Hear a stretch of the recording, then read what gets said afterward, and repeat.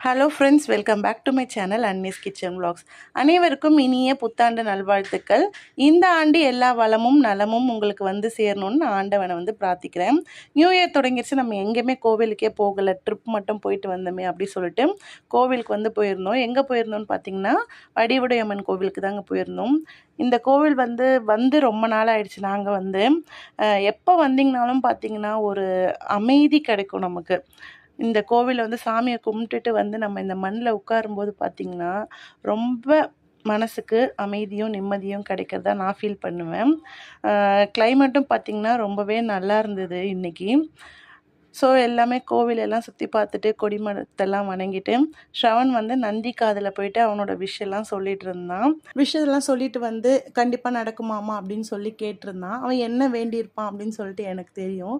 so ஒரு சில இடத்துக்கு அவனை கூட்டிகிட்டு போயிட்டு அவனோட விஷயத்தை நிறைவேற்றி வீட்டுக்கு கூட்டிகிட்டு வந்து